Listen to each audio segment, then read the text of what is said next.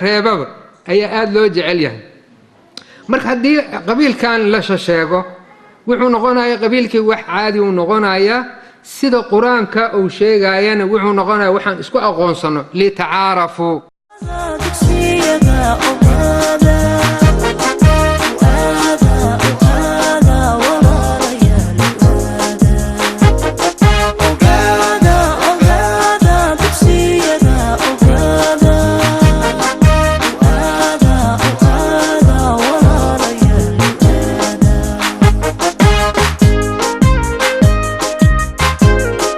marka koowaad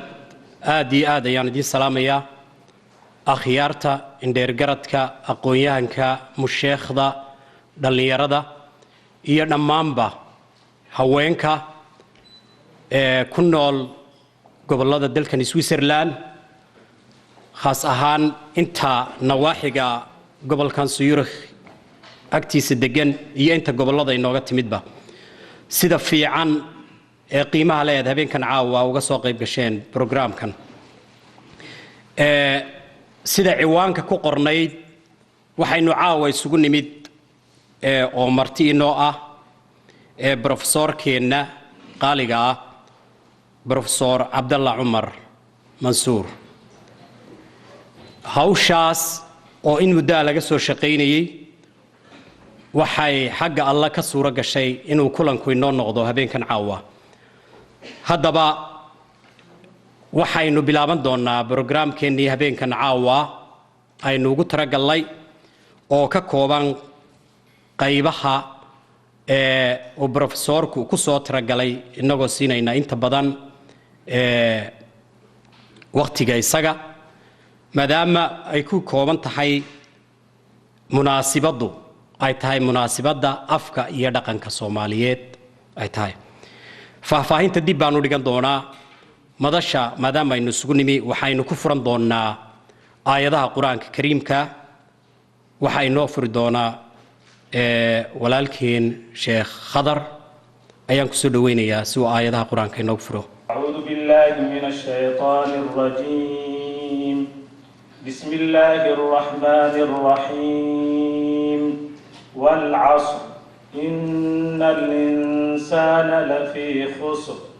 إلا الذين آمنوا وعملوا الصالحات وتواصوا بالحق وتواصوا بالصبر صدق الله العظيم آياتها قرآن كدبديت وحاسي official inoogu furmaya programkeena caawa hadii aan hordhac yar oo kooban ka hormariyo furitaanka dhammaanteen waan la soconnaa maaha markii koowaad ee uu inoo yimid professorku waa markii labaad codsi aan laga dalbaday oo loo bogay raadkii uu ka tegay kulankiisii koowaad dartiis ayaan mar labaad loo codsaday inuu inoo yimaado professorkeena Abdallah Umar Mansour marka laga hadlayo dhaqanka iyo afka waa ashkhaasta ama shakhsiyada farakutiriska ee qaamuuska ama diiwaanka socda ee uu ku lifaaqan yahay dhaqanka Soomaaliyeed una baahan in laga faa'iideysto ku dheeraan maayo anigu kulley taariikh nololeedkiisa oo dhan ma aha mid aan halkan ku soo koobi karo wax kooban waa la inooga sheegi doonaa laakiin sida caadiga bugaagtu qoray qoraaladu sameeyay lagjaradu bixiyay iyo aqoontii jaamacadda heer jaamacadeed inuu ku bixiyo ahaydba waxaynu nasiib u leenahay habeenkan caawa inuu horteena inoo joogo oo inaguna ka faa'iideysan doono isla markaana ka dhaansan doono maskaxda iyo kolba intii garashada Ilaahay ina siiyay waxa aan marka koowaad ku soo dhaweynayaa walaalkay cabdalla saciid oo ah shakhsiga isaga iyo asxaabtiisu ay abaabuleen ee inoo suuro geliyey kulankan allah dabadii waxaan ku soo dhaweynayaa walaalkay cabdalla saciid dhammaan waxaan u mahadnaqayaa dadkiina ka soo qayb galay waxaan aad iyo aad ugu mahadnaqaa nuqmaal walaalkayga cabdalla cumar mansuur oo si sharaf leh noogu yimid meeshaan oo codsigeena naga codsaday iyo intaynaan ka soo qayb gashay runtii caawa aad baan u faraxsanaa saas uma hadli karo marka waadna taqaaniin runtii mahad gaara ayuu mudan yahay isaga iyo ashkhaas kale oo isku hawla inay kulmiyaan bulshada isla markaana programkeennan aan hadda ugu magac darnay martida suyirikh oo kolba aqoon-yahanka musheekhda siyaasiyiinta iyo ciddii aan door bidayno bal inay waxaan laga faa'iidaysan karo ama wax ku laaban yihiin inay noo yimaadaan in badan ayay xilka iska saareen cabdalle waxaan leenahay mar labaad adiguna mahadsanid sida aad dadweynaha ugu mahad celisay iyo profesorka iyo intan ka soo qayb gashay dhammaanteenba waxaan rajaynaynaa inta ay kuwa kaleba inay inoo suuro geli doonaan insha Allah intaas dabadeed waxa aan ku soo dhaweynayaa warbixin iyo taariikh nololeedka profesorka bal in xubno la inooga taabto walaalkay ustaad xaashi yaasiin ismaan السلام عليكم ورحمة الله وبركاته فيد وناكسن لمانتين انت اسكدب waxaa farxad iyo nasiib inoo ah haddaan nahay qurba joogta Soomaaliyeed ee Switzerland gaar ahaan magaalada Zurich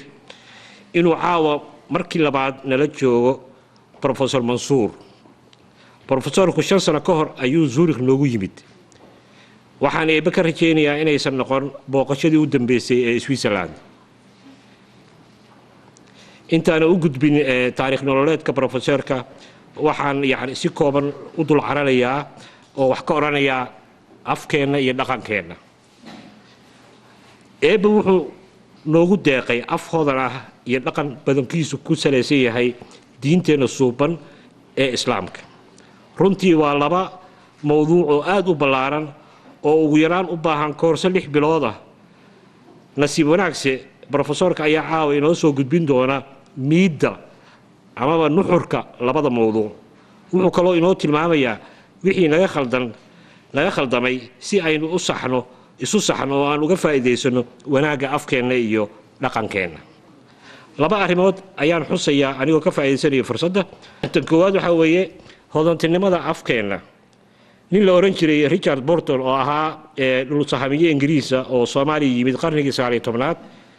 ayaa Soomaaliya ku tilmaamay dhulkii ama dalkii gabayaaga land of poets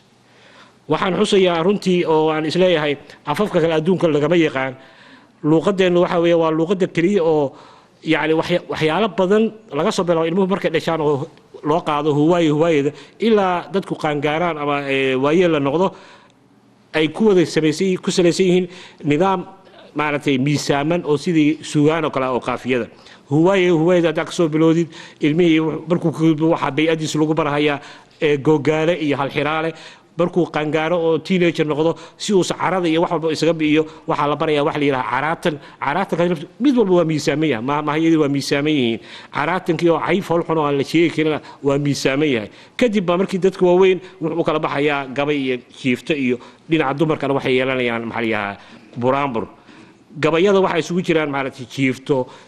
waxa jira guurow shirib baa jira waxaas oo dhan waxay ku wada socdaan waa alliterated waa wada miisaaman yihiin oo yani hadaan khaldaneen muu maleelay wadan kale laga helayo xataa iska daa wax kale ayadeena iyo habaarkeena dawa miisaaman yihiin qaafiyad bay ku socdaan oo waxaan tusaale ahaan u soo qaadan karaa laba habaar oo miisaaman oo mesela waxa jirta aan maqli jirin markaan yaraa baaf qandhaa qurquri waa habaar baaf qandhaa qurquri waa miisaaman yahay laakiin qaa ku socda iyo qandho fil daran qaad marka yani mu umaleynaya in afafka kale adduunka laga heli karo yani luqad saas hodan u ah oo yani from laga soo bilaabay ilmaha huwaayo hooyada ma joogto kabaxkaba u socotay geedkii habaas dheere u miisaamanta sidoo kale heesaha markii ceel la shubahayo markii maaragtay xoolaha la joogo waxaas oo dhan waa wada miisaamayiin heesaheena kulli waa saas marka taas intaas baan ka oranayaa qodobka labaad oo inaan wax yar ka ilaalin waxa weeye waa qoraalka af Soomaaliga Soomaalidu waxa weligeed lagu tilmaami jiray oo oral society ama bulsho afeed aan qoraal lahayn taariikhda qoraalka af Soomaaligu waxay soo bilaabatay qiyaasii 95 sano ka hor bay soo bilaabatay Ismaan Yuusuf Kennedy oo ahaa gabya filosofa ayaa markii ugu horeysay curiyay far Soomaaliyeed 1922 wuxuu markii hore gabayadiis ku qori jiray farta Carabiga kadib uu iska daayay wuxuu arkay in aan lagu qori karin farta Carabiga sababtoo ah farta Carabiga waxa ka maqan laba xaraf oo af Soomaali ku jira oo aan Carabi ku jira oo ah e iyo o saadaradeed ayay ku kaliftay inuu soo alifo fartan Cusmaaniyada magaciisa loogu magac daray markii dambena waxa qaadatay ururkii SWL ayaa ka dhigtay baarakay farta Ismaaciiliyaan laakiin gumaysiga Talyaaniga ayaa dagaal ku qaaday oo ka dhigay inay tahay far qabiil leeyahay Ismaaniyada waxa loo oran jiray maxay isaga la oran jiray Ismaan markii isaga laga soo tago oo waqtigaas waxa kale oo jiray nin kale oo oran jiray Cabdiraxmaan Sheekh Nuur oo 1933 isagoo far kala alifay oo nin reer Booramo ahaa iyadiina waxa lagu shaabadeeyay magac qabiil farti Booramo laakiin magac kale lagu shaabadeeyay oo qabiil ah laga soo gudub 1952 Xuseen Sheekh Axmed Kadare ayaa isla far curiyay waxaana iyadana lagu shaabadeeyay qabiil oo reer hebel baa iska leeyahay waxa kale oo jiray qolooyin u ololeeya in la qaato farta Carabiga intaas oo markii laga soo tago ugu dambeystii dawladii dhexe ee ayaa 1972 go'aan ka gaartay in la qaato farta Laatiinka ah ee aynu hadda isticmaalno mid hadda wax noo qoran taas waa mid dad badan ayaa doorar waaweyn ka soo qaatay horumarinta qorista baarista iyo kaydinta af Soomaaliga qaamuuska ugu horeeyay waxa qoray Allahu naxariisto Yaasiin Cismaan Kennedy 1976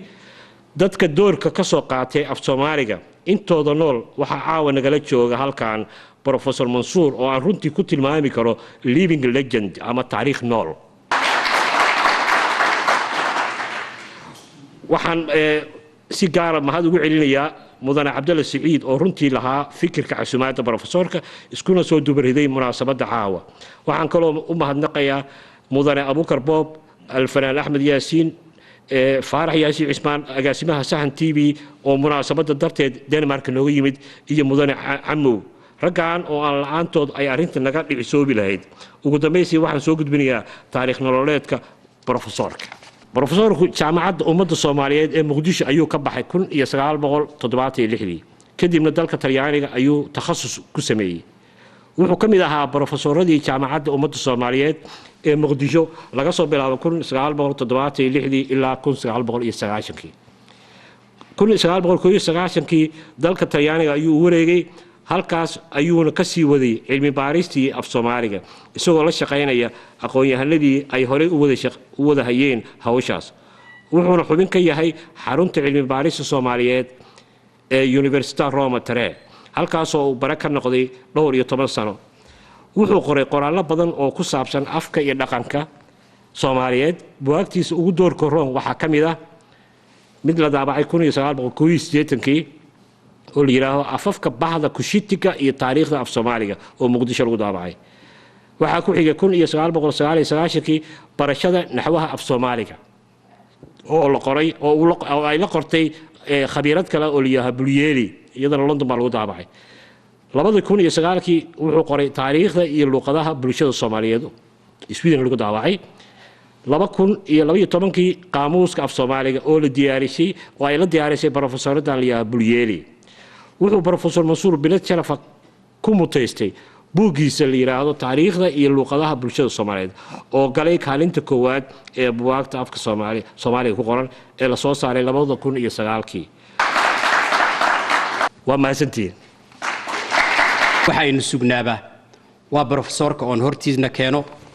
iyo programkeennii caawa insha Allah tacaala waxaan u yeedhayaa Professor Cabdalla Cumar Mansour sida aad u jeedaan afka iyo dhaqanka Soomaaliyeed waa mowduuc aad u ballaaran waxaan ka soo qaaday maxaa inaga qaldan jawaabta haddii si degdeg ah aan ku celiyo wax aad iyo aad u badan ayaa inaga qaldan mana soo koobi karo laakiin waxaan diiradda saarayaa qaybta xagga afka iyo dhaqanka anoo siyaasad aanan maaragtay aanan u weecanayn. saddexdan sawir muujinayaan waa geela wuxuu matilayaa reer guuraa ama maxaan ku yidhaahda reer miyi nooc kastaba ha ahaadeen. masaajidkana waa diinta islaamka iyo baabuurkaas ay u jeedaan isagana waa reer magaal. marka saddex dhaqan oo midka miyiga sooyaal ah oo qadiim ah, kan islaamkana waa mid 500 ilaa 1000 sano haatan laga joogo islaamka diinta islaamka ay noo timid, iyo midda dowladnimada ama reer magaalnimada ama dowladnimadaba aan yiraahdo muddo maaragtay nus qarni oon aan maaragtay nu soo gaaray. mushkilada marka ugu weyn dhibaatadana haysato waxay tahay saddexdan dhaqanba Soomaalidu wada leedahay, laakiin sida ay isu waafajin lahayd ayaa dhibtu ka taagan tahay. mushkiladeeni u badan meeshaas ay maaragtay ay u badan tahay sida anigu ila tahay. gaar ahaan dhaqanka miyiga ayaa la qabsigiisii ku adag maxaan ku yiraahdaa inta kale diinta iyo maxaan ku yiraahdaa dowladnimada. waa maxay marka guud ahaan waxaan fiirinaynaa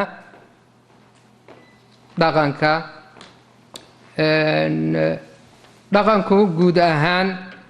waa maaragtay hab nololeed ee ummad ama bulshad ay leedahay, taasoo ah aqoon, fikrad iyo maxaan ku yiraahdaa caadooyin, hab diimeed iyo xeer iyo wax la mid ah oo jiilba jiilka kale u gudbinaya iyadoo aan qornayn. taasaa caado ah. dhaqan sidiisana wuxuu ku salaysan yahay, wuxuu ka yimaadaa hadba deegaanka siduu u yahay iyo xirfadda dadka. miisaan xoolo dhaqatada dhaqan gaaray leedahay, beeraleyda waa dhaqan gaaray leedahay, ugaarsatada sidaas oo kale, kalluumaysatada iyo reer magaalku isku dhaqan maaha. maxaa yeelay deegaanadoodu waa kala duwan yihiin, howlahoodina waa kala duwan yihiin. marka dhaqan sidiisaba qolo kastaba ha ahaatee labadaa shay ayaa maaragtay aasaas oo ah. dhaqanadaas aan soo sheegay kulli kama wada hadli karo, waxaan diiradda saaraya waxaan leeyahay reer guuraaga, dhaqankii reer guuraa oo caam ahaan haddii aan qeexno maxaan ku yidhaahdaa xoolo dhaqatada adduunka meel kasta ay joogaan, waxaa nimanka anthropologiga baara waxay yidhaahdaan waa dad maaragtay dagaal badan. haddana dadka hilib cunka badanna waxay takhaatiirtu ay tiraahdaa waa carab badan yihiin. sidaa darteed dabeecada raacatadu way ka duwan tahay beeraleyda iyo kalluumaysatada. dhakhaatiir kale waxay leeyihiin qofka waxa uu cuno ayuu dabeecadiisa leeyahay. macnaheed maxaa waaye haddii mithaal xoolaha oo maaragtay dhib ka badan leh sidooda dadkoodana ay u dhib badan yihiin, laakiin beeraleyda iyo kuwa kale hilib cunka ku yar waa ka degan yihiin. waxaaba laga yaabaa qur-aanka uu naga celinaya oo uu naga xaramay inaan cunno hilibka doonfaarka. waxaa dhici karta, allahu yaclam, waa sida ani ila tahay, maadaama doonfaarku uu cuno saxaradiisu cunaa, hooyadiisa ma dhaafo. marka boorka ayba yidhahdaan boorka waa wasakh, waa isaga dhan waa wax wasakh ah. marka waxaa cunto wasakh ah adigaa wasakh noqonaya ama dayuus noqonaya. xataa waa aragtay gaalada ma aragtay kuwa waxaa jira hooyadooda guursanaya ama ayeeyadoodii ama walaashooda ama awoowe oo ma aragtay aysantiisa aana dhaafaynin. aysan waa taqaanin aanu malayno. marka laakiin halka geela ama ratiga lagama sugaayo in uu ma aragtay hooyadiisi damaco, lagama sugaayo. xataa haddii indhaha laga xiro oo loo saaro waa aargudsanaya, waa dilaya. marka maadaama Soomaaliya geography ahaan deegaanka xoolo dhaqatada ay ku badan yihiin geography ahaan baan iri xukumo ahaanna dadka xukunka u badan ay yihiin dhaqankaas xoololeyda ayaan maaragtay diirada sii saaraya siiba qayb ka mid ah dhaqankaas ayaan rabaa maaragtay inaan diirada saaro oo isagoo u kala baxaya mid wanaagsan iyo mid xun shayga marka waxaa roon haddaad rabti inaad daaweysid waa in marka hore aada baarta markaasaa daawo la helaya marka hogatuska soo socda ayaa waxaa maaragtay si kooban aan halkan u muujinayaa waxaa la yidhaahdo xeerka geedka dhaqanka isagoo badan haddana xeerka geedka Soomaalida geedka wuxuu u ahaa barlamaan wuxuu u ahaa meesha maxkamadda meesha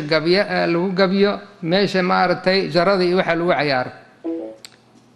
haddii xaajo ay timaado waxaa geedka hoostiisa isugu yimaada maaragtay intaasoo xubnood ayaa isugu imaadaan maqaawirta golaha la yidhaahdo waxaa ah xibinta koowaad guurtidana waa khiyaartii meeshaas waxaa ku xiga xeerbeegti waa dad maaragtay khabiir ku ah xagga xeerka oo lagala tashado waa dadkii sharci yaqaankii oo kale ah buuni waa nin wadaada isagana lagala tashado xagga sharciga islaamka shareecada ah haddii wax laga helo guddoonsha waxa waaye waa ninka boqorka ah ama ugaaska ah oo guddoomiye markii go-aan la gaaro isaga keligiis go-aan ma gaaro gardoone iyo garqabeen waa labada dacwada isu haysta qareen ayaa loo baahan yahay qof waxaa jirta oo aanan aftahan ahayn oo aan kari karin qareen abokata ayuu leeyahay iyo markhaati ayaa loo baahan yahay isagana in meeshii uu joogo waxaa jira laba oo xagga farsamada teknikada ah wargure Soomaalida markii miyiga ay joogto oo ay xaajoonayaan ninka dacwoonaya codkiisii hoos oo u dhigaya caradiisana ma muujinaya marka waxa portavoce waxa la yiraahdo afka ajnabiga ama codka kor u qaada sidii microphone-kan oo kale kor u qaada ninaa joogo wargure la yiraahdo sidaa soo yiri kana uu hadlaya waa ku celinaya isaga waxa waay microphone-kaas ayuu yahay waxaa jira kan tobnaad naawile nin asagana warka aruuriyo oo ereyna aana ka fakanayna haddii lacala la isqabsado ayuu leeyahay meesha sidaasay ahayd dacwada marka sidee loo qaadaa dadkaas markii la helo dacwadii waxaa la raadinayaa dacwadaas nooca ay tahay ayaa la raadinayaa marka dacwada nooca ay tahay shaxda soo socota ayaa maaragtay waxaa ah garta waxay u kala baxdaa dhiig iyo dhaqan marka dhaqanka waa xilo xagga haweenka ku saabsan xoolaha martigelinta magan intaas dhiigana waa maaragtay dad maaragtay la dila kow laga siiya ama qof meel looga dhaca sida qadaf dhaawac kufsad tuugo iyo maaragtay wax la mid ah markii la ogaada dacwada waxa ay tahay ayaa gartii la bilaabaya sidii gartii loo qaadi lahaa waxaa hadlaya ninka awal dacwada qaba ayaa hadlaya tartiib waxaa kasii daba hadlaya ninka dacwada loo haysta ayaa kasii daba hadlaya isdifaacaya marka garta waxay u kala baxdaa saddex arrimood midkooda waa inay noqoto gar qiraal inuu qofkii qirto anigu dembigii waa gale markaad gartaas xaggay ku dhammaanaysaa ciqaabtiyaa loo sheegayaa waaba dhammaatay haddii qofka aanan qiran waxaa loo baahan yahay markhaati inuu markhaati keeno haddii markhaati maxaanku yidhaahdaa la waayo oo ninkiina aanan qiranaynin midda saddexaad waxay tahay waa dhaar waa in la dhaariyaa qofkii kee la dhaarinaya kan dacwada sida hadda maxkamadaha caadiyan maaragtay ama kan dad dacweeye ama kan la dacweeyaha ah waxaa marka u soo noqonaynaa markhaatida qofka markhaatida ah waxaa ka reeban inuu xiriir la leeyahay qofka uu markhaati kacaya. xiriirkaasna waxuu noqon karaa shantan midkood waa ka reeban yahay, ma noqon karo. naashaye waa mid xiriir xagga hooyada, abti iyo maxaanku yidhaahdaa iyo ina habreed iyo wax la mid ah. lughaye waxa waaye waa wixii xidid ahaan sodoga seedi iyo wixii la mid ah. leghaye waxa waaye waa nin la masruufo oo maaragtay oma magan ah, ma geli kara. xigaal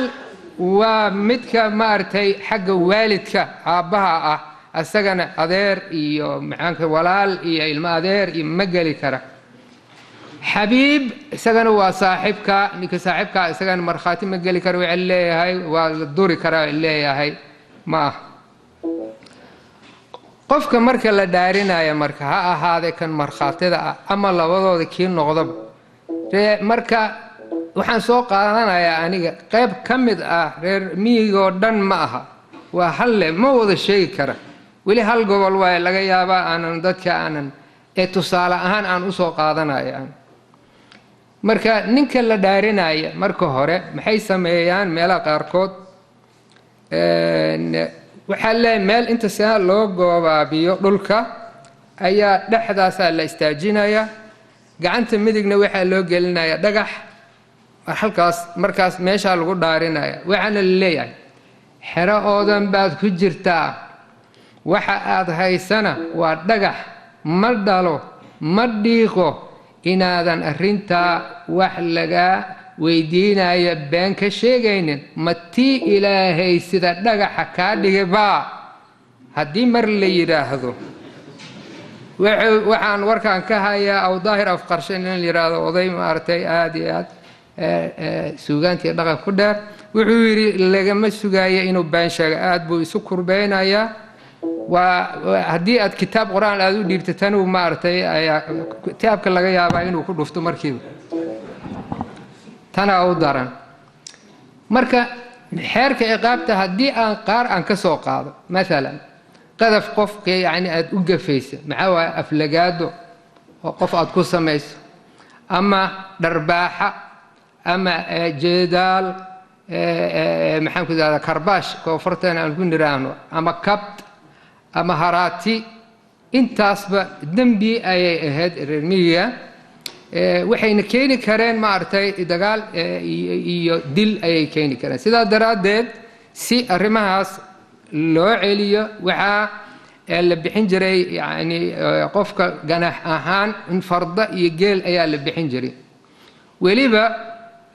haddii uu ninkaas uu yahay maaragtay mid ka mid ah madax uu yahay, ama qof magac dheer leh, ama culamo ah, magtu waxay noqonaysaa xilo iyo xoolo. yacni waxa waaye xoolaha ka sokow haddana gabaraa loogu daraa raalligelintiisa. haddii qofka maaragtay lagu sameeyo uu yahay nin qaraabadiisa ah oo ku sameeya, ama nin madaxdiisa ah ama xaaskiisa ugu sameeya, ganaaxiisa waxaa la yidhaahdaa muraado. muraadona waxay tahay ninka neef geel ah kan ugu qaalisan ayaa la leeyahay qal, gacantiisu ku qalaya. ninka maaragtay dembiga laga galayn isagana waa la qabanaya, si meeshii waxa u timaada maslaxa, meeshii marka hilibkii lagu cuno ayaa lagu maslaxoobaya. tuugada ayadana aada iyo aad ay dhinacaas maaragtay soomaalida waxay ka ahayd wax aada u fool xun. sidaa daraaddeed waxa uu xado 3 jibaarkiisi ama 7 jibaarkii ayaa laga qaadaya, si aan tuugadaas aanan usoo noqon. midda kale oo la yaab kale waxay tahay ninka qaraabadiisii waxba lama bixin jirin, lama kaalmaynayn. tuug tolmale taroox, waxaan anoo yaraan maqli jiray, haddaad xusuusantihiin odayada waaweyn oo meesha, marka tuug looma eexin jiray, inta kale waa loo eexin jiray. laakiin tuugga marka wuxuu ahaa qof ceebaysan bulshadii, marka badanaaba waa ka carari jiray meeshaas. soomaalidu waxay ku maahmaahdaa maarata mahmaah, laakiin waa inaan sheegaa. waxay soomaalidu tidhaahaa gows tuug iyo gus macsiyo midna xeer uma lihin macnaheedu waxaa loo leeyahay gus macsiyo wax kale ma ahe waa kufsadka waay soomaalida aad iyo aad ay uga dhowrsanaan jireen maaragtay arrintaas kufsadkana sida tuugi oo kale waaye isagana looma naxariisanayn cidna ma caawinaynin haddii maaragtay waxaa laga qaadaa 5 halaad ilaa 10 halaadaa laga qaadaa oo geel ah cid la bixinaysanin ma lehen marka isna wuxuu ahaa mid ku ceebaysan bulshadaas waa ka cararay meeshaas martigelinta qiimo weyn ay Soomaalidu lahayd Soomaalida miyiga ma qaadan jirin sahay marka ilaan safar aad galaysid aadan baabuur raacaynin waxaad u baahan tahay cunno aad u baahan tahay oo meel 2 beri loo soconayo cunto ma qaadan jirin meel alla meeshii reer Soomaali ay arkaan ayaa maaragtay khasab lagu ahaa in la martigeliyo ciddu kasta ha ahaaday waa la martigelin jiray weliba mararka qaarkood waxaa loo qali jiray xoolo ayaa loo qali jiray marka qofkii marti aanan maartay sidii la rabay aan u martigelin ama uu soo dhaweyn waayo xukunkiisu wuxuu ahaa inuu wan maartay uu qalo wan weyn uu qalo waxaan ku soo dhaweyn doonaa walaalkay abwaan cabdiraxiim talayb si uu bal isaguna qaybta uu ku leeyahay abwaanada Soomaaliyeed maadaama uu isagu meesha joogo uu noogu matalayo in uu noogu sii gogol xaaro qaybta luqadda afka Soomaaliga iyo aragtidiisa soo dhawow marka horta dadkii dhintay ee noo hiiliyay kuwii qoray iyo kuwii ku dadaalay hadda uu ka sheekeynaya xaashi ragii 100 sano ka hor xilka iska saareen af Soomaaligu yeesho far qoraala inkastoo hadda aan su'aalaha rabaan uu mid ka duwan inaan weydiiyo professorka aan hadda ka hor dhacaynin oo aan aaminsanahay 100 sano iska daay kumanaan sano ka hor in afka Soomaaligu qornaa laakiin waxa inaga jaahil saari doona professorka bal waxaan rabaa tix yar oo aan ku taageerayo afka kagana hadlayo marka dhibaatooyinkan aan soo hadlay inaan iyadana habsuugaanada idinku soo gudbiyo hada ma sahirarkii murtida gabay hilaadiisa murtihoodana hawraar macaan hadal hufnaantiisa aan holiya tix waa lama huraan inaan u horshaayo aan habeeyo maanta kale hawlgal leeyahay ujeedkaygu waa wali waa hayaan aan la hurahayn hilkii afkeeniyo oraa hubinta weeyaane ka hayaan shisheeyaha midkii hagidii weeyaane hab qaraal hogaaniyo hanaan iyo dhigaal halabkeed weeyaan afartaas sir doogliya caleen hawrtay u baxeed hogashooda adoo hortay iyo halab karuurkeed habsamaanta dhaqankii iyo hindaa helistii waayelda afar kale hog aan doortay iyo hadalka Soomaaliyeed afku horumar buu doonayaa hawlo loo galay ee higsi iyo hiraal buu rabaa lagu habeeyay habdhacda iyo luuqdu rabaa lagu hanaanshaay hayb iyo dirsooc buu rabaa lagu higaagaayo halqabsi iyo ujeeddu rabaa hoosna loo dayo hog inuu ku dhaco waa u halis lana hilmaamaayo hafashiye dib weyn buu qabaa la hufinayaa shisheeyaha halgaadiyo ku wada halis colaadeeda hadba eray ayay siibayaan kii hore jiray hantaaqooyin baa lagu wadaa hoos dugud weyna dadka hirana lama haayo wali hoobadka galay horseedkii aqoontu u lahaa waa hagranayaa hebad weeye kaan barax ku darin hadalka Soomaaliyeed hadalada qalaad baa inta aqoon loo hormariyay buuniga hatigayaa ka badan heelka geedaha ka hayire dadkiisa ma jiro ruuxu hawliye hogaan maamul oo hil u gala kii hore jiray hooy lagu ilaashiyo ma laha hoosin loo dhigay hadalkiisa ma ma jiro haniya muuqaale hooyaaladii gabayga iyo tixiya hawraarta in yaro hunguri kaga jira haysa maanta ba amar horu hog weyn gali lahaa hadalka Soomaaliyeed nin kastoo hareertaada qabo waa hantida guud ama haanka gowa habkaad u hintinayseen marka waxa jirta Soomaali orax ay leedahay dad waa kugu labo la noolow oo nabad la ahaw ama ka noolow nacab ahaada marka qofka waxa u muhiimsan oo u daran waa in tolkiisa qofka kamid ah inta kale waa u nacab waxaad arkaysaa Soomaali xataa ereyada qaarkood hadda aragtid saaxiib erey Soomaali saaxiib carabi waxaad moodaysaa inuusan jirin meelo qaarkood wadaay ayaa jira laakiin reer guuraaga raacatada ma laha saaxiib maxay u yeelan waayeen waa fikir waxa waaye haddii saaxiib uu yeeshana wuxuu leeyahay walaal waxaas iyal yani waa tolkiisu ku darsaday walaal waxa xiriir wanaagsan uu la yeelan karo waxa waaye nin kamid ah tolkiis saaxiib waa midaan tolkii aan ka mid ahayn waayo marka ereyga saaxiib waxaad moodaysaa carabi inuu noogu yimid fadlan hataa waxaad arkaysaa waxyaabaha qaarkood soomaali fadlan carabiga noogu yimid marka qof wax uu weydiisanaya wuxuu leeyahay walaal uu leh marka walaal uu yahayna waajib uu ka yahay maartay inuu caawino inay iscaawinaan marka erayadan noocan oo kale waxay farta noogu fiiqayaan in qofka tolkiisa mooye cid kale aanan jirin waa waxyaabaha isku haysana qaacidada asaasiga ah oo maartay qabyaaladda khaasan waxay tahay u hiile walaalka gar iyo gardarraba tii jaahiliyada jirtay oo rasuulka calayhi salaatu wasalaam markii dambe uu saxay haddii uu maartay qof cid uu dilo beeshiisa ayaa difaacaysa oo looma dhowaan karo ninkaas in la dilo lama ciqaabo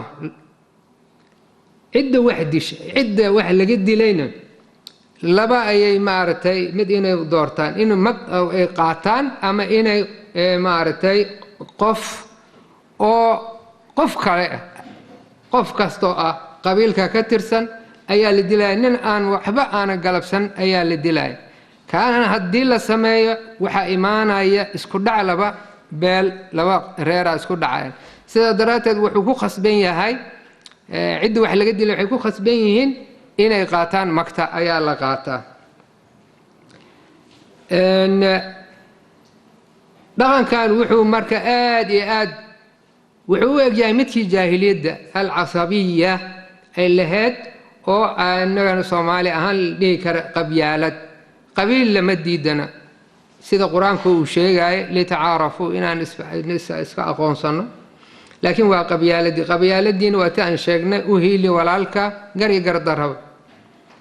marka qabyaaladan maxay keenaysaa waxay qofka siinaysaa waxyaaba la yidhaahdo dallad caymis ah ama xasaanad midda hadda baarlamaanka soomaaliya ay dubitaatiyaasha tii oo kalea la rabaa in qofka aan la ciqaabin xasaanad ayay maaragtay qabyaalada siinaysaa waxaan ugu dhegannahay gari gardarraba waxaa gargaar uu ka helaa beeshiisii beesha ayaa la wareegaysa mas-uuliyad xataa qofka waxaad moodaysaa inaan mas-uuliyadba aana qaadanin hadduu wax dilo qabiilka ayaa magta bixinaya qabiilka ayaa difaacaya marka wuxuu noqonayaa qofkii sidii cunug yar maaragtay oo aabbihii oo ilaalinaya dhibta wax walba ka ilaalinaya marka tan ayaa aasaasku ah sida aniga ila tahay qabyaalad ku dheganaantan qofka ugu dhegan yahay waa xasaanadan uu qabiil ka helay waxa af ingiriis lagu yiraahdaa privilege ayuu ka helaya maartay hantiyu helaya wuxuu rabo dilaya waagii aan yareen waxa maqli jiray wallahi intaan kawkaasi taana ayaa qabiilkayga u bixinay yani qabiilka waa badan yahay magarat marka waxaa jirta maahmaahiyo oo maartay farta ku fiiqayaan sababaha maartay dadka inay aaminsan yihiin inaan noolaan karin qabiil la'aan aan noolaan karin Soomaalida isla Soomaalida reer guuraaga ah ayaan ka soo aruuray waxay yiraahdaan tol la'aan waa toos marka Cabdiraxiim ay fasiri doona waa dhibaato daran ama cudur aan la daaweyn karin marka qabiil tol la'aan waa towsaal waa dhibaato aan dhamaanin ma noolaan karo haystaa ninka reer baadiyaha ah oo reer xoolo dhaqatada waxay leeyahay buur ahaw ama buur ku tiirsanow qofka kaligiis ma ahaan karo ama buur ahaw oo xoog yeelo tol leh haddaadan tol lahayn oo ka soo tagtay degaankii tolkaaga buur ku tiirsanow yani cid kale oo buur ah ama xoog leh oo ku difaacdo ku tiirsanow nin tolkii ka tegay soo tanaado lawaa yani haddaad tolkaa ka tagtid xoolaha hadii la dhacayo xoolihii la kala qaybsan lahaa wax ma helaysid mata inteed ka helaysaa marka waxaa lagu nool yahay dulmigaas yani ninka keligii socda waa labo waa tuug ama waa tol la'aan keligii ma socon karaba meelo inuu cuskunaado tuugu waataan soo aragnay tol ma laha la yidhi saddex ayaa dhulka ugu xun baa la yidhaahdaa meel aan bannaan ahayn oo bahdaadu joogin aana lagu bixinaynin meeshaasna maartay sidaas ay u leedahay tan ugu dambaysa saddex tolka ayaa kugu naca hooy la'aan hooyo ma hooy la'aan hiil la'aan iyo hal la'aan adan geel aadan lahayn waxna aadan helinaynin yacni tolkaa kugu nacay marka kuwaan iyo wax ka badan ayaa jira oo muujinaya in qofku uu aaminsan yahay tol la'aan aanan noolaan karin marka in qabyaaladdu aanan maaragtay ka tirtirmin maskaxda soomaalida reer guuraaga ah oo reer magaal noqotay aanan ka tirtirmin waxaa astaan ahaan aan ka dareemi karnaa markii maaragtay dhibaato qof ku dhacdo wuxuu ku hadaaqaa uu leeyahay alla tolla-ayey ba-ayey tolbeelayey waa halka uu maaragtay ninka mu'minka u dhihi lahaa inaa lilaahi wa inaa ilayhi raajicuun subxaana allah intuu dhihi lahaa ilaahay kaashan lahay tolla-ayey maanta allah haddaan tol lahaan marka tolka inuu ku nool yahay ayaa tan muujinaysa midda kale waxaad arkaysaa xataa markii qofka arrin la soo gudboonaato oo keligiisii ahay oo go-aan uu qaato uu waayo garan lahay tolow seen yeelaa buu leeyahay tolow tolkiina lama joogada ilaahow seen yeela xataa intuu dhihi lahaa tolow seen yeela waa arrintaas saasay noqotay gaaladii oo ah masiixiga ah waxay leeyihin oh my god ay dhahaan yaa rabbi ay leeyihin marka inagoo soomaali muslina ah tolka meeshuu gaarsan yahay heerkiisii ayaa taas aad ka garanaysaa marka haddaan soo koobo waxyaabaha maaragtay dulmiga ah ee dhaqanka xun intaa waxaan ka soo hadlaya dhaqanka xun oo ka soo horjeeda nidaamka dawliga ah iyo diintaba ka soo horjeeda haddaan soo koobo dhinaca bidix waxaa waaye dhaqanka reer guuraaga ee aan fiicnayn dhinaca midigna waa nidaamka diinta iyo dowladnimada waxa ay ka qabaan kow kan reer guuraaga wuxuu leeyahay qofka wax dila gar iyo gardarro lama ciqaabo oo tolkiisaa difaaca diinta iyo kan madaniga ah wuxuu leeyahay qofka wax dila waa in isaga la ciqaabaa oo mas-uuliyaddiisi qaataa diinta iyo dowladnimada labo diyada qofka ee la dila tolka ayaa qaaraan ahaan u bixiya dhinaca midig diyada qofka wax dila ayaa laga rabaa ma aha maaragtay qaaraanka waa waxa isku xirxira qabiilka xataa saddex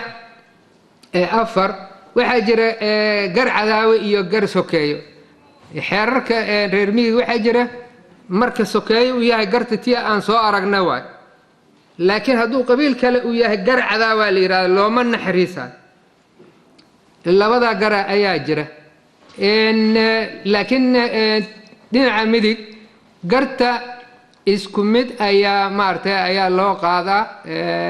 cid kastoo ay ahaato shan waxaa la xalaalaystaa in la dhaco geela qabaa'ilka kale ayaa maaragtay la xalaalaystaa oo xataa maxaan ku yidhaahdaa nimankii gabyaaga ahaa iyo nimankii maaragtay ay dhici jireen ama wadaadada xataa dhinaca kale waxaa in hanti la dhaco waa xaaraan geelba ha ahaadeen haweenayda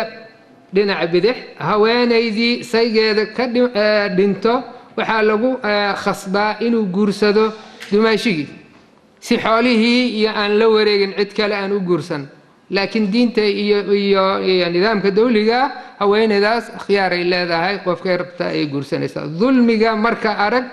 yacni dhaqanka miyiga intiisa xun waay ma sheegayo ani dhaqanka oo reer miyiga dhanac xun ee waad aragteen dhinaca wanaagsan iyo suugaanta iyo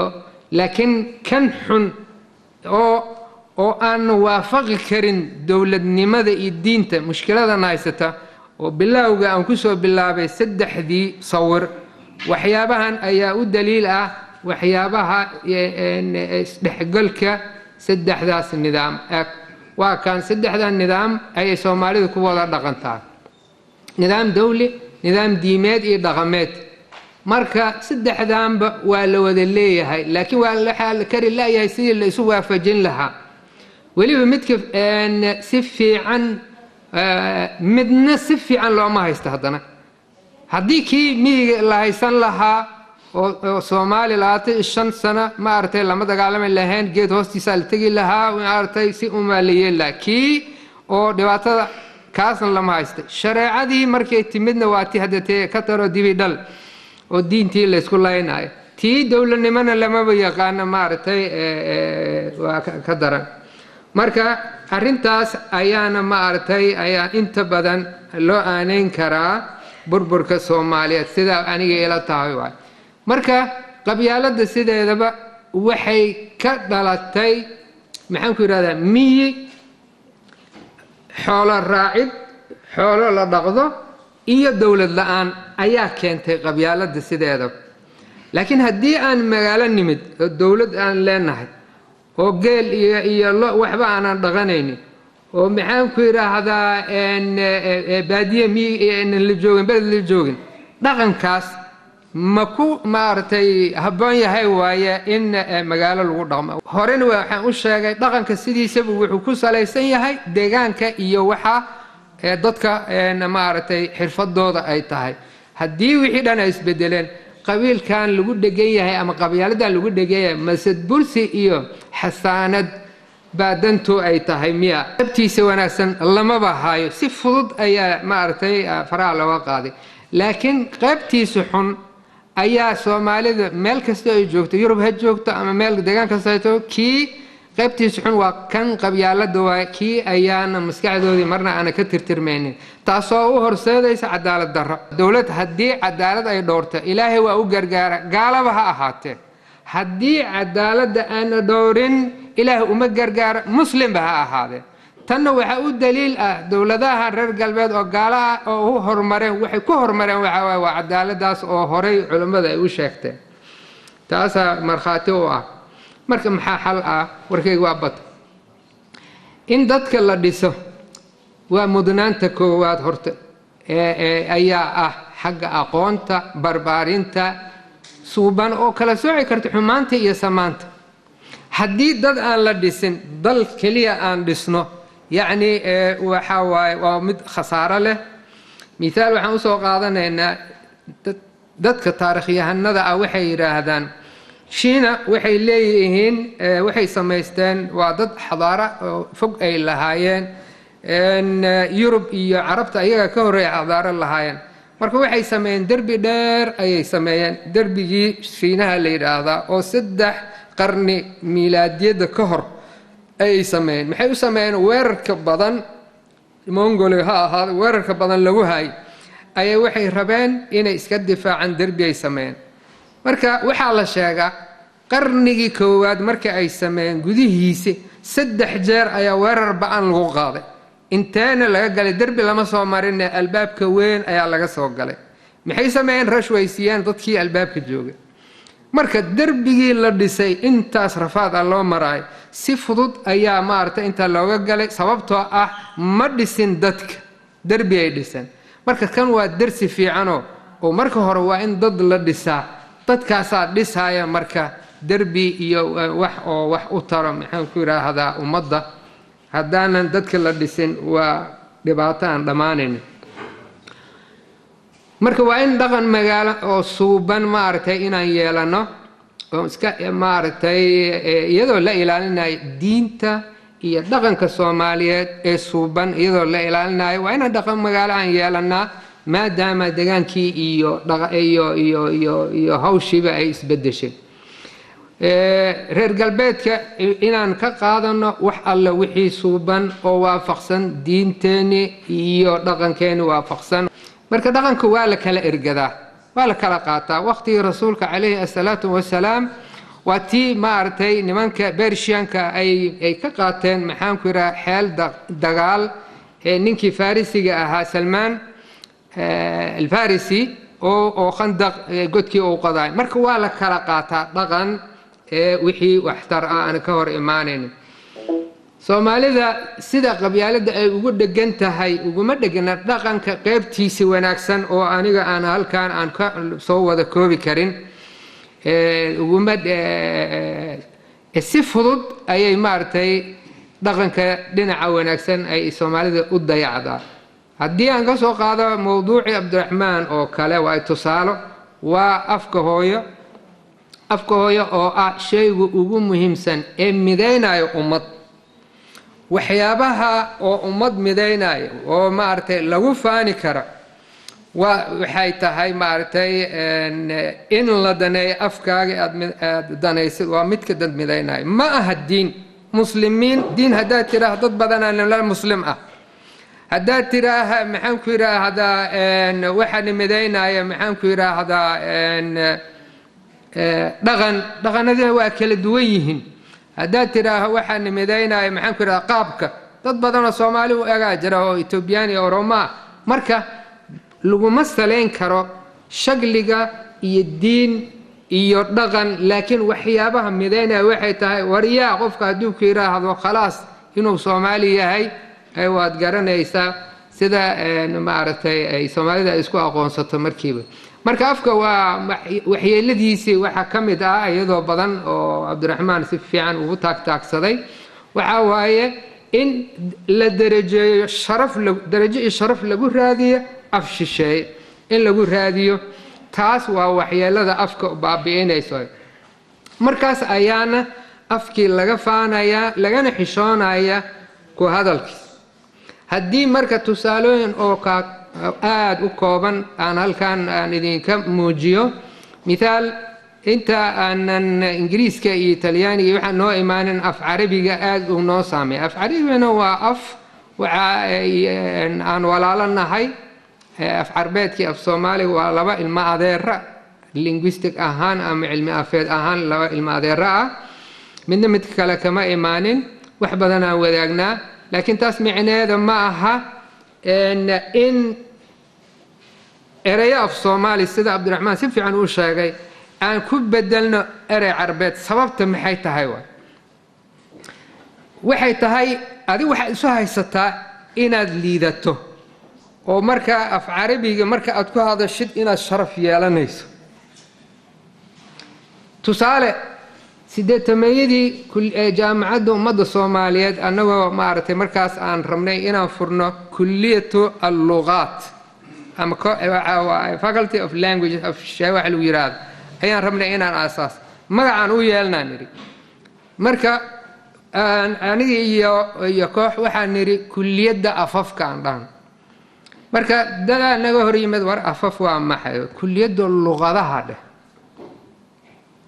عربي ما هو اللغة ده أفف ما حيتها يعني فيري أفف وأفك وكان أصلي حتى قرنيسا أف صومالي لا لكن لغة صومالي وهذا المدهيت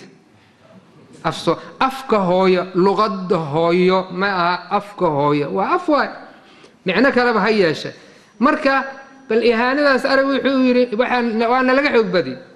على يري كل يد اللغة ده تيا أياه هرقشي sideetameeyadii waay dad waxaad arkaysaa oo af soomaaligooda aada u wanaagsan oo suugaan fiican ana leh ayaa waxaad arkaysaa erayo soomaaliyeed kuwii uu sheegaya cabdiraxmaan yacni kuwo ka sii weli waxaa hooseeya aasaasiga ah sida ukun waxay leeyihin bayd inta ka hor moogay haddaan idiin sheegay wiilaa hargeysa tegay oo nin juud qaadi ah ayaa wuxuu raadinayay cusbuu raadinay jaaduu rabay ma ogi wuxuu rabay inuu samaysto cusbuu raadinay cusbo ma haysan maya marka waa soo noqday kaali idinku cusbo la'aanaad cuntaan miya kulli dhiig karaad qabtaan markaasaa mid oo reer waqooyi oo xamar tegay yiri maxaa tiri waay cusbo lama yaqaana milix dheh waaye markii dukaanka ugu horreeyay markuu tagay milix ma haysan haa waa kan waay marka milix carabi waay laakiin cusbo af soomaali waay anigoo aanan duraynin yani waqooyi af soomaali ka ugu wanaagsan lagu hadlayo fusxa naxwo ahaan aan ictiraafsanayo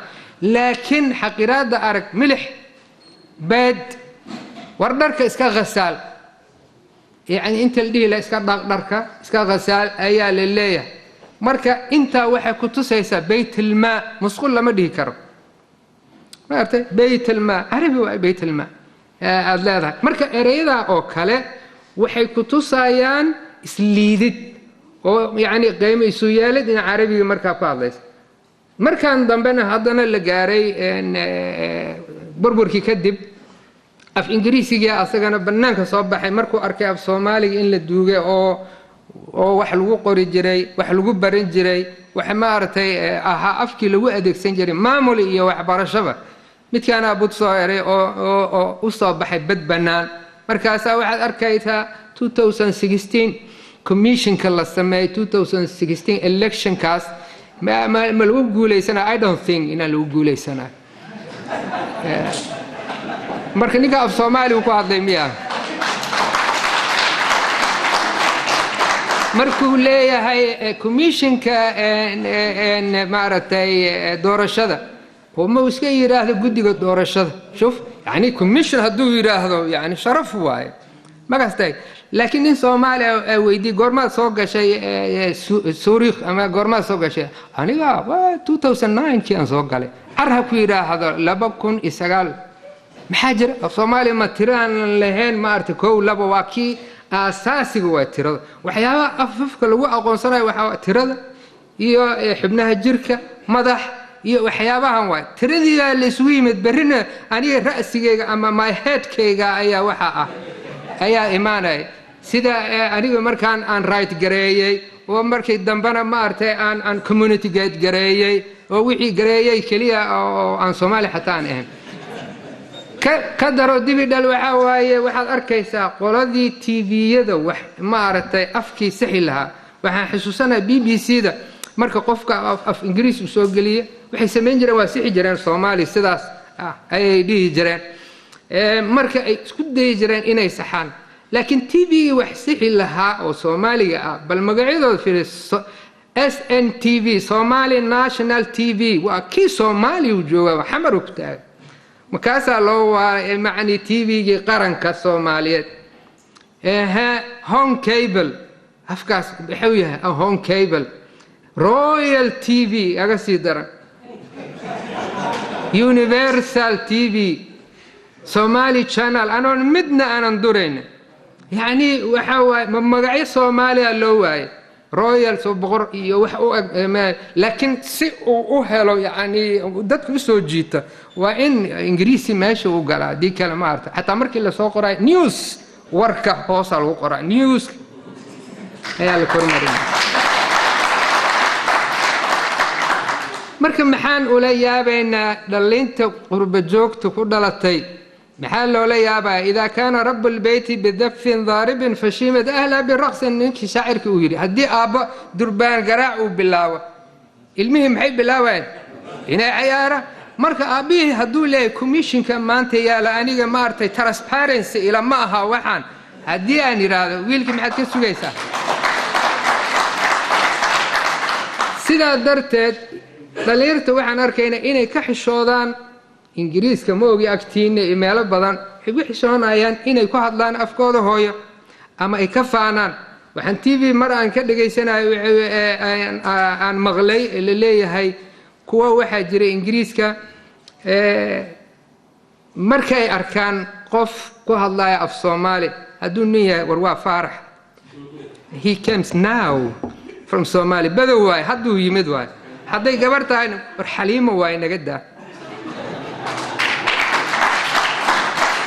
inaad maqasheen u maleynaa marka yani hadduu ku hadlo af Soomaali wuxuu u haystaa inuu maartay uu noqonayo serie B waxa la yiraahdo laakiin waa in dadkii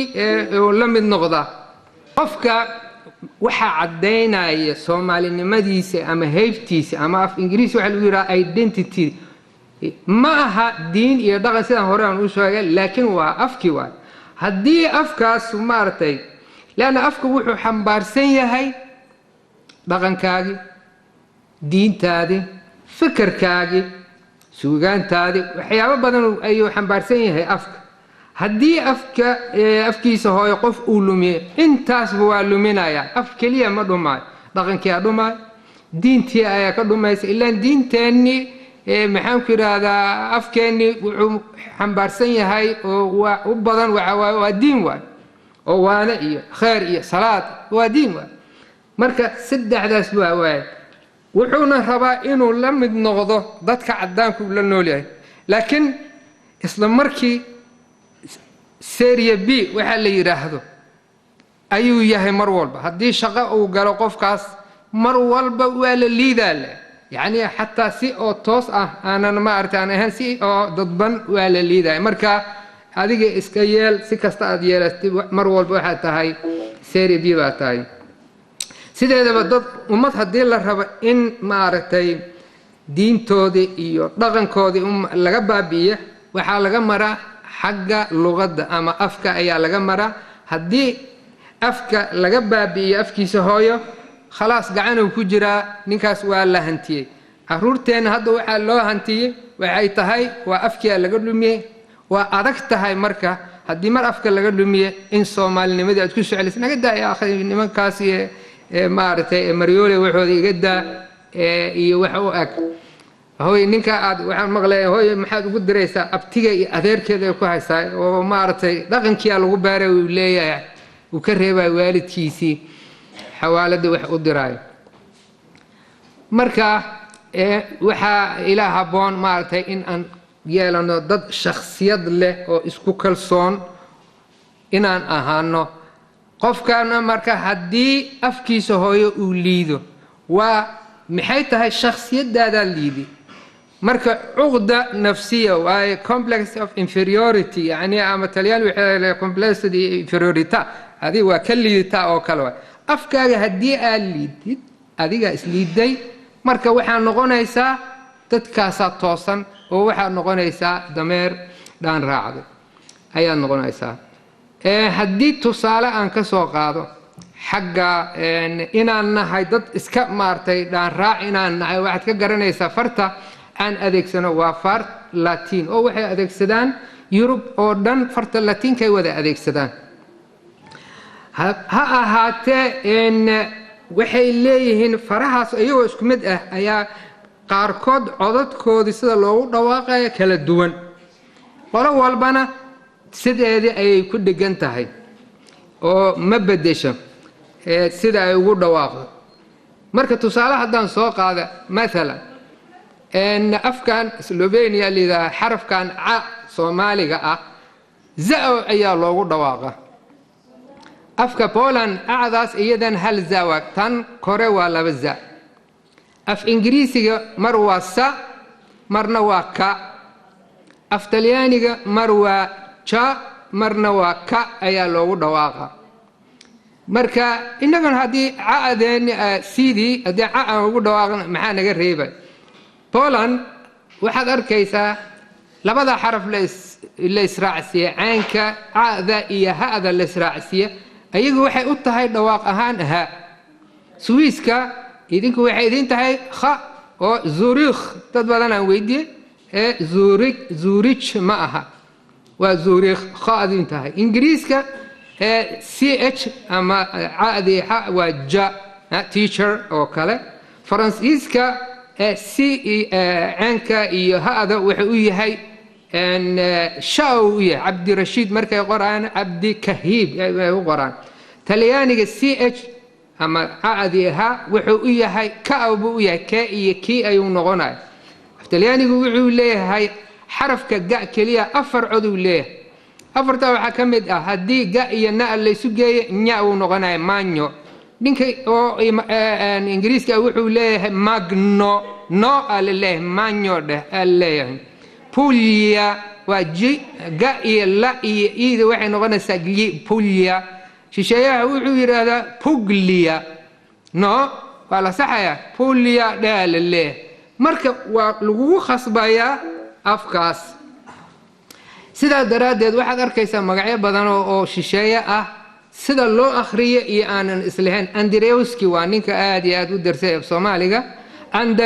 Andrzejewski ما لو أخري أندريوسكي لله ديغول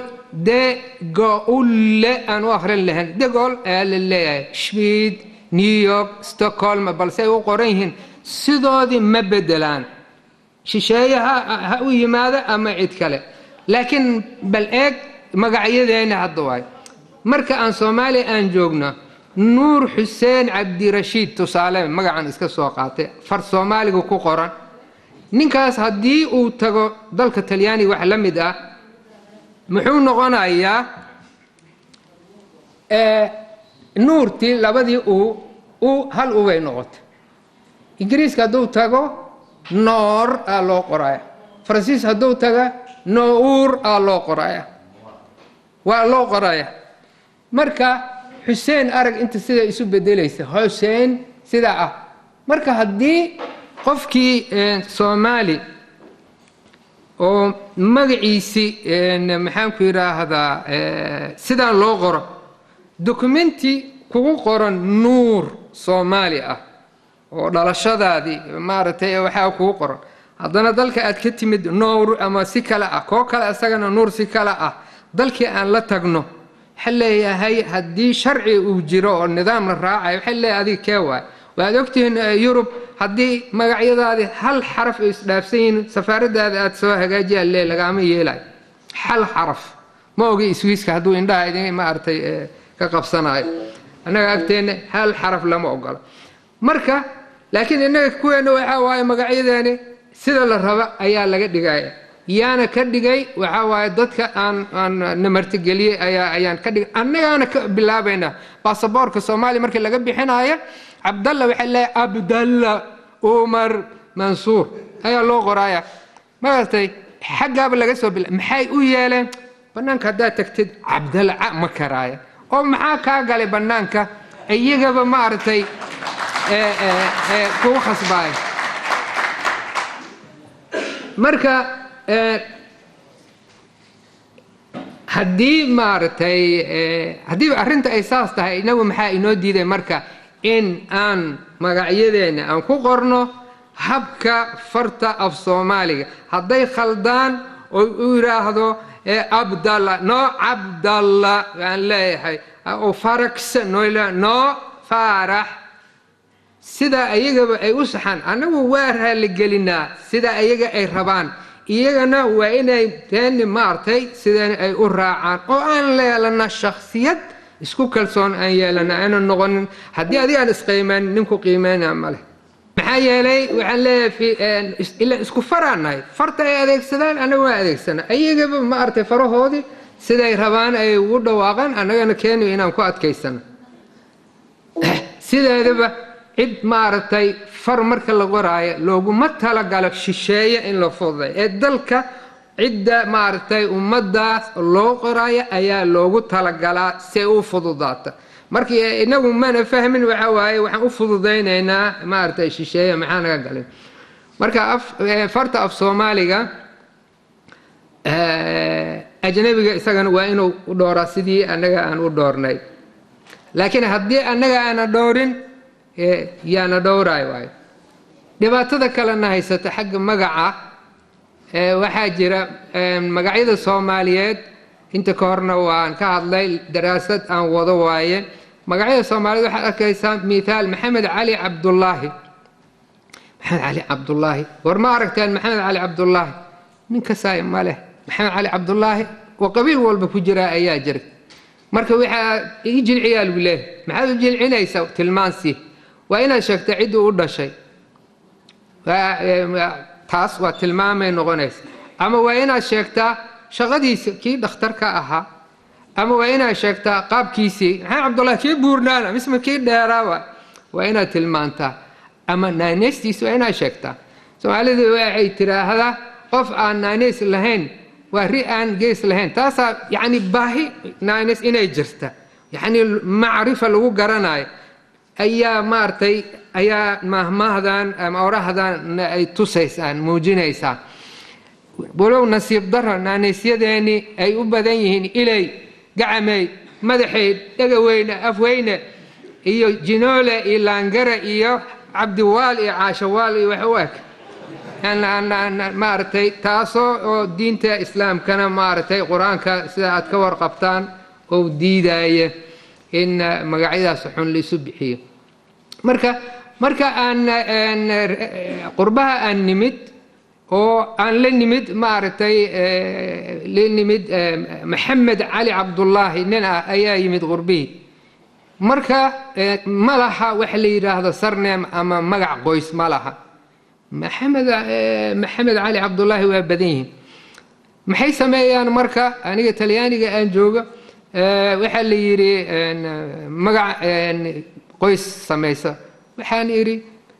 systemka anglo-saxonka ah ayaan sameeyey nidaamkoodii oo ah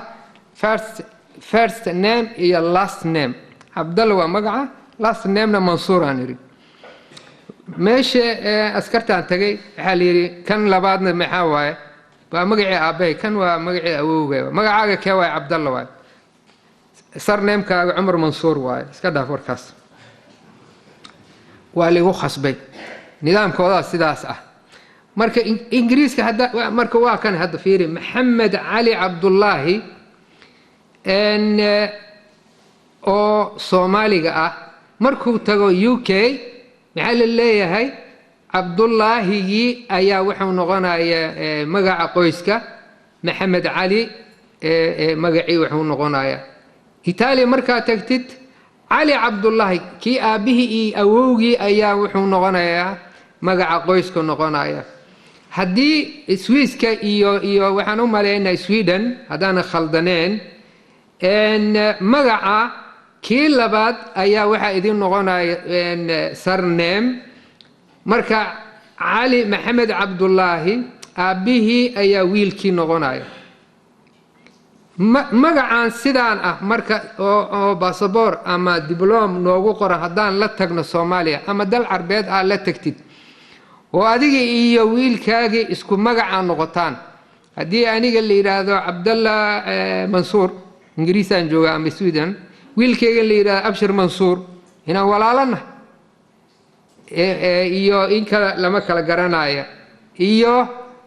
jahawareer haddii Soomaaliya aan tagana aan leeyahay aniga Cabdalla Umar Mansuur la yiraahdo Cabdalla waa aniga laakiin Cabdalla haddaan gadaal aan mari Umar Mansuur Cabdalla la yiraahdo awoo waan noqday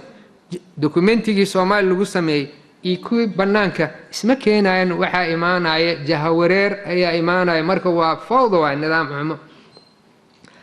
haddaba xalka wuxuu ila eg yahay maartay labadan magacyadan isu eg lagu wareer iyo sarneemyadan ama magaca qoyska oo maartay iyaga naloo sameeyay xataa isku nidaam aanan ahayn guud mar ahaan waxaan rabay inaan fiirino sababaha dadka kale ay u yeesheen magacyada magac qoys ay u yeesheen iyo taariikhdooda haddaan guud maro dadku ugu horeeyay raadkooda lahay waa Shiinaha 2852 maartay miilaadiyada ka hor waa 4000 iyo wax la jira waa ayaa Shiinaha nin boqor ah oo waqtigaas jiray nidaamkiisi oo ay rabeen inay sameeyaan tirakoob ummadoodii waa lagu wareeray magacyadii isu eg waxay hindiseen in xataa dadka shacbiga la siiya maxaan ku yiraahdaa magac qoys la siiya awal boqorada kaliya ayaa lahaa magac qoys xataa Giriiga iyo Roomaanka iyo Jabaanka boqortooyooyinkoodii magac qoys ay lahaayeen laakiin shacbi ma lahayn Yurub waxay bilaabeen qarnigii dhexe 11aad iyo 12aad ayaa qulqulkii waxa batay dadkii miyiga inay ka soo maartay hayaamaan oo magaalada soo qulqulaan oo la raba in la diiwaan geliyo dadkiina waa tarmeen tiradoodii markaas danta waxa danku ku kaliftay in qof walba la siiyo magac qoys la siiyo oo kaasoo naanis ha ahaado ama deegaanku ka yimid ha ahaado magac qoys la siiyo ayaa ku kaliftay maxaan ku yiraahdaa xilligan casriga ah ama Yurub aan ka soo qaadna qarnigii 16aad ayaa Yurub ku badankoodii magac qoys yeesheen Netherlands oo maartay qarni ka hor ay samaystay 1812 ayaa ay samaysteen waxa la yiraahdo Japan boqortooyada ma shacbiga waxay u sameeyeen 1870 Thailand 1920 Turkish waxay samaysatay 1934 hada Turku waqtigiisa Afghanistan oo daraad dhow markii dagaalkooda u dhamaaday 10 sano oo hadda laga jooga ayagana markii tirakoob ay sameeyeen waxa danta ku kaliftay inay sameystaan magac qoys ay sameystaan oo laga tagaa magacyadan oo qadiimiga ah marka qaababka oo magac qoysyada loo sameeyay waxa cajiib aan la yaabay marka aan baaray ummadaha adduunka oo daafaha dunida kala degan oo afafkooda kala duwan oo dhaqankooda kala duwan haddana 4 nooc oo maaragtay magac qoys ayay maaragtay ay wada sameeyeen sida ay is ogaayeen oo kale midka koowaad deegaanka uu qofku ka soo jeeda ayaa la siiyaa sida bush oo kale waa baadiye hill waa buur waa maaragtay qof ka soo jeeda yamamoto Japan waxa lagu jeedaa buur gunteed Bukhari oo caanka ahaa waa magaalada uu ka yimid ayaa maartay Bukhari magaalada Bukhari la yiraahdo Kabul Hindi waxa magacaas uu yahay magac rugeed ab Jang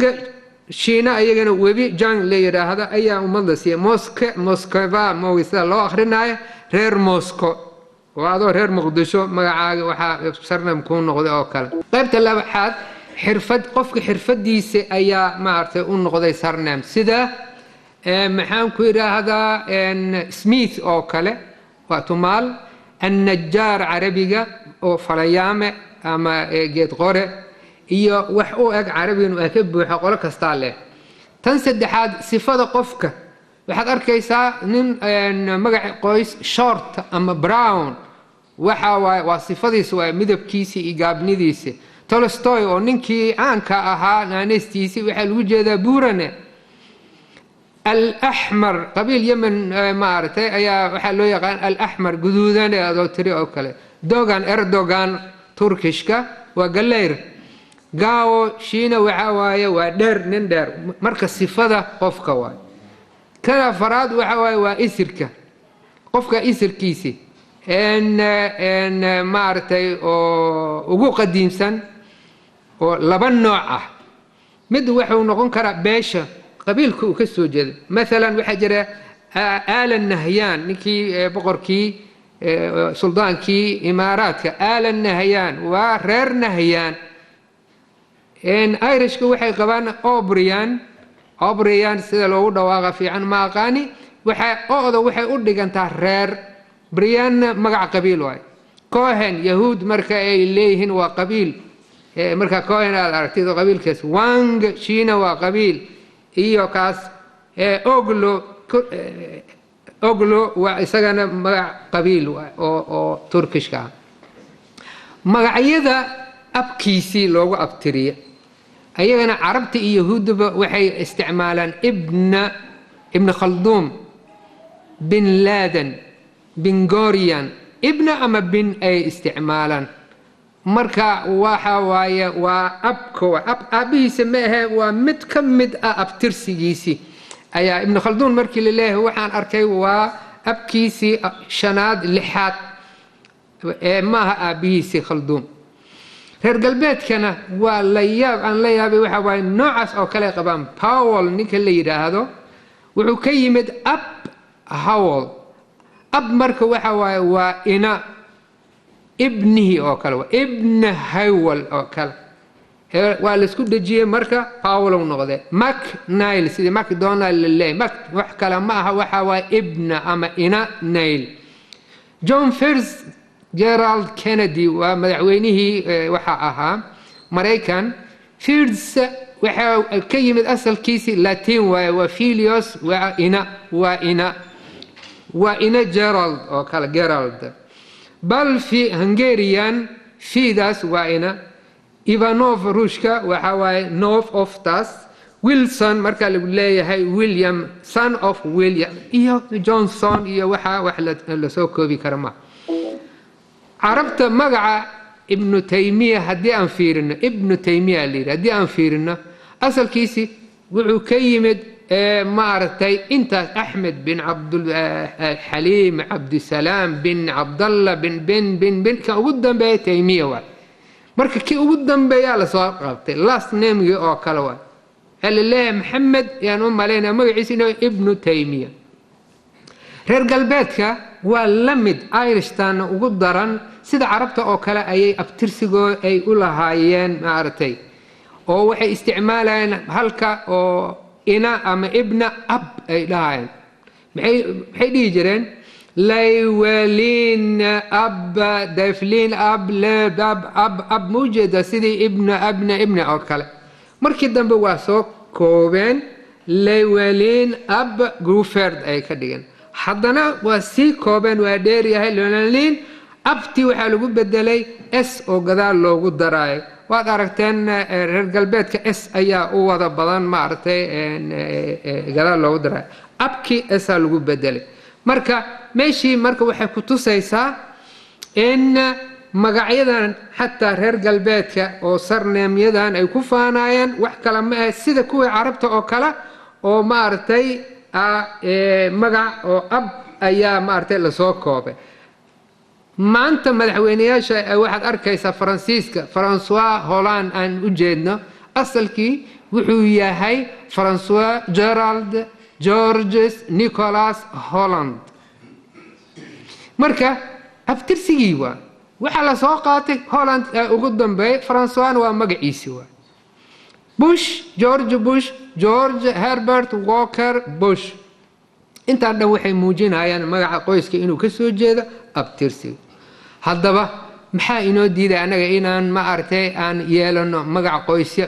sida carabta iyo reer galbeedka ilaa abtirsi waa leenahay qabaa'ilkan isku leenahay qabaa'il magaciina waa leenahay maxaa inoo diiday inaan magaaleyno oo magacyadeeni magaca qoyska marka wuxuu noqon karaa magaca reerka aan ka soo jeedno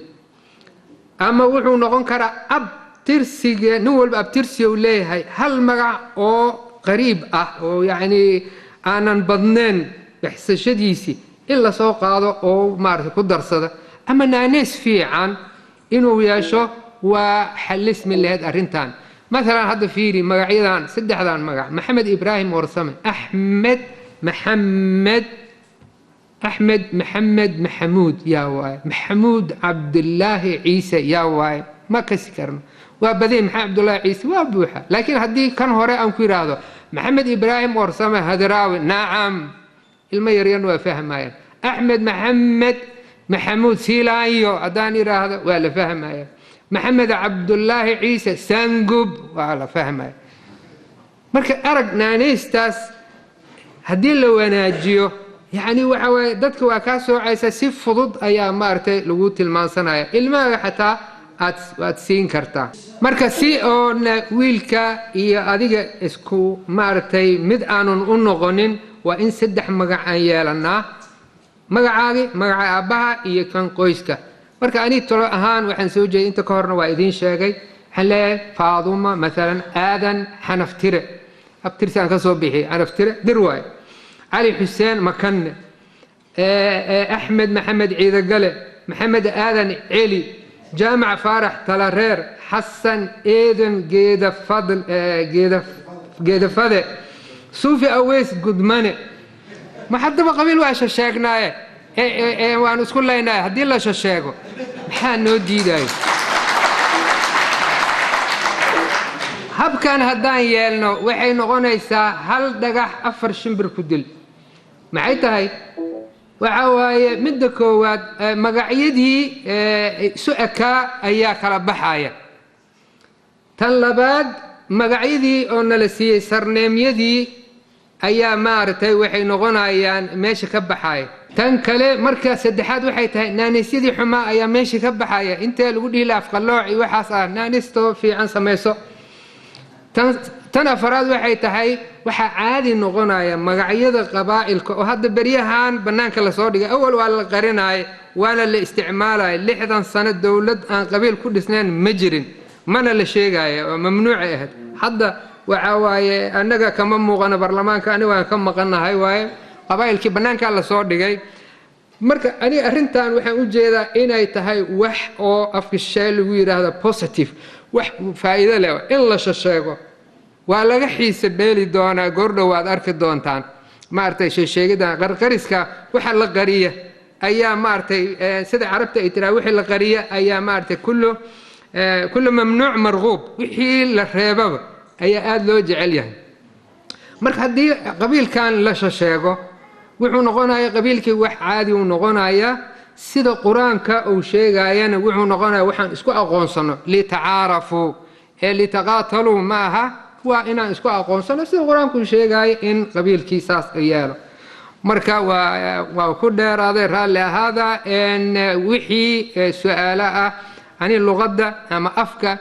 xooga ma saarin maadaama shirkii hore aan xooga saaray xagga afka laakiin wixii su'aalo ah oo ku saabsan af dhaqanka dadka qaarkood ayaa maartay iga fara dhuudhuubanaa jira laakiin intii tabarteeda waa rafanaya koowaad waxaa jirta in badan baa isku tacalujiyay inaan ogaado bal afka soomaaliga iyo da'diisa maadaama adigu tahay nin khabiir u ah marka ma jirtaa da' la yaqaano oo afkeena uu leeyahay oo la odhan karo ilaa cimri intaa leeg buu jiraa qiyaas ahaan xitaa dad badanna waxay inta badan sheegaan marka laga hadlayo soomaalinimada isinkeeda laftirkeeda inaanay dadka soomaalidu cimrigoodu aan da'doodu weyneyn afkan waxaa lagu sheegay inuu da'diis weyn marka waxaan rabaa inaan ogaado si aan isugu dheeli tiro afka soomaaliga da'diisa ilaa afka hadduu jiro dadku intaasay jireen su-aashayda labaad waxay tahay qoraalka afkeena waxaa la qoray sida aynu wada ognahay 1972 iyadoo la hirgeliyey markaas laakiin qoraallo fara badan siduu waxaashe uu sheegay maanta ay jireen waxaa kaloo ay jiraan aqoonyahanno badan oo soomaaliyeed ay qabaan inaynu leenahay fir wadaag iyo isir nimanka la yidhahdo faraacinta oo ah farta adduunka ugu horreysay ee la qoray marka haddaynu isku afnahay miyaa la odhan karaa afka soomaaliga waxaa la qoray 72 waa haddii aynu fir wadaagno faraacintii waa mahadsantahay da'da af soomaaliga aad iyo aad buu maaragtay u facweyn yahay ma la dhihi karaa sanadkaasuu bilaabmay cid dhihi karta male afka si aad ka warqabtaan waa isbedela ma aha sida wax meel taagan afku ani waxaan ku misaalaa ama qolada linguistiga ay ku tusaaleeyaan geed markuu baxaya xilli roobaad markii la gaaro caleemo cusub ay usoo baxaan hoosna caleemaha maaragtay oo qoraxda aanu ku dhacaynin oo waxaa la yidhahda photosyntheskii ay gabeen waa dhacayaan ilaan waxaa waay qoraxdii aanu ku dhacaynin intay ay noqdaan maxaa rata hurdi ay noqdaan ay dhacaan kuwa cusub waa soo baxay haddana xilliga kale kuwa kale soo baxay kuwa gaboobin waa dhacaya afkuna waa tabtaas sidaa daraaddeed afka mar walba waxaa isbeddel ku ridaya waxa cusub oo uu dhaqankiiyaa isbeddelaya meelo badan ayaan ku sheegay mithaal haddii raagu ugaase oo qarni iyo bar kahor uu noolaa maanta uu maaragtay halkan yimaado afka aan ku hadlaya hadduu maqlo wuxuu leeyahay af soomaaligan muxuu yahay aan leeyahay maaragtay television iyo maxaan ku yidhaahdaa miis iyo nal waxyaabahan oo marka afkan ku larmay waa isbedelay booskoodina waxaa lumay erayo oo miyiga lagu isticmaalay ayaa dhumaya sida muraado kii aan hadayo aan sheegayo oo kale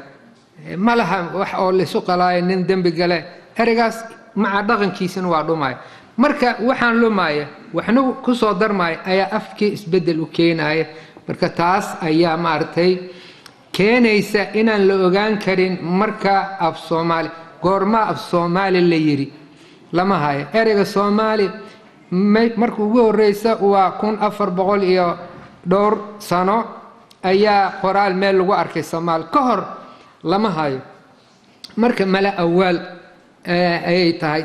marka magaca aweedid xataa soomaaligi afkii lagu hadlaay ma haysid goormo bilaabmay laakiin markii la sameeyay cilmigan isbarbardhiga cilmi afeedka markii la sameeyay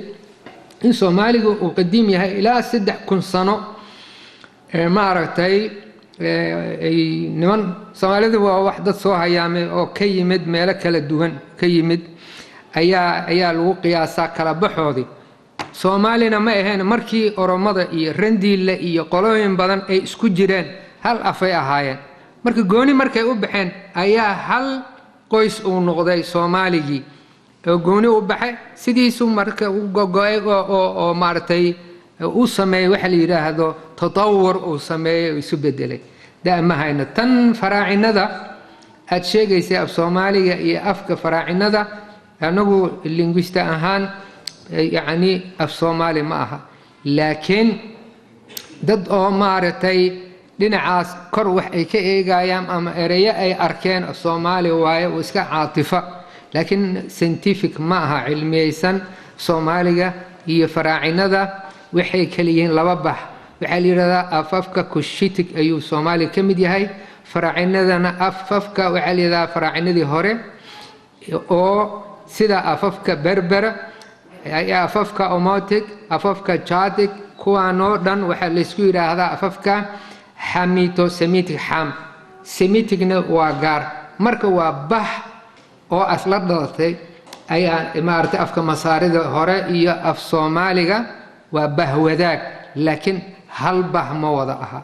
marka sidaa daraaddeed ma oran karno markii la qoray faraacinada af soomaaliga la qoray af soomaali kuma hadlayn, taas caatifo waaye. dadkay leeyihin fircoon soomaali waa firkii coon waaye, tan waa iska maaragtay waxaa la yidhaahdaa folk etymology, marka oo liska qiyaastay waaye. carabtaba waxay tiraa farracown, waxaas labadaasba been waaye. waa qaabka lama fiiriyo ee waxaa la fiiriyaa wax kalaa jira oo baxso ah oo loo faxso oo loo baaro. su-aasheedu waxaa weeye af-soomaalidu waxaan ay tirinayso ee afrika ilaa inteebuu run ka noqon karaa? waa maasan tahay. miyay jirtaa eragti loo sameeyey waxyaabaha naqiiqka ay nagu cusub yihiin lagu shaqeeyo, qalabka lagu shaqeeyo? hadday jiraanna qaabusyo loogu hagaagayo oo laga isticmaali karaa? qabyaalada doonayna ka hadla brofesoorada dadka waxbara ee soomaalida aqoonta heerka ka gaadhay, waxaa jira kuwo fara badan oo marka dhibaydada ay samaynayaan aada fiirsato aada moodo inay u xaqlinayaan qabiil ama deegaan. qaarkoodna waxaaba dhacday in lagu duudsiyo qabiilka laftigiisa oo ay maqaamkay doonayeen inay gaadhaan ay gaadhi waayaan, oo ay dib ugu soo laabteen deegaanadii ay ka yimaadeen iyo qabiilada ay ahaayeen, oo qofkii markaa halkaas uu dhidibada ku aastay inuu marka dambe qabiil difaaco. qaarkood waxaa hor yimaado kumanaan kun oo cadaan oo ardaydooda ah. marka haddii uga jiro qof soomaaliya oo aqoonta ka gaadhay inuu dayax-gacmeedka dhiyo, marka uu dhulka soomaalida yimaado wuxuu noqonayaa qabiil, amaba waa kuma ayaa la odhanaya, waxaana lagu duudsiiyaya haddii la doono qabiilkuu yahay. dadkii aqoon-yahaninta markii sidaa ay u dhaqmayaan, soomaalidu waxay ku maahmaahdaa awrka dambe awrka horu socodkiisa leeyahay, amaba ma garanaysaayey geela aragkiisu turturiyey maxaad u malayn kiisa waaweyn. su-aasha labaad uu doonayo inaan ku weydiiyo iyaduna qabyaalada ku saabsan ayaa waxay tahay in xitaa dadka ay waxu yaro dhiman yihiin, qaarkood ay waalan yihiin, ayna marka qaarkood ay fahmi karaan inay ku badbaadayaan. tusaale ahaan muse jaamaca Hargeysa iyadoo lagu jiro salaad jimca waxaa dhacday inuu nin yaro waalan uu sanifo nin ka horreeyey, kadibna uu gud meesha yaalay odayaashu ay wateen intuu qaatay uu ku garaaco, kadibna uu dakray. wadaadkiina uu yidhi ninku waa shaydaan ee hala qabto. kadibna ninkii markii lagu soo dhaqaaqay ee laysla qabtoo deedila waxaa dhacday inuu yidhaahdo tuleeyaa ree hebelay, oo dabeetana la yidhi ka joogay oo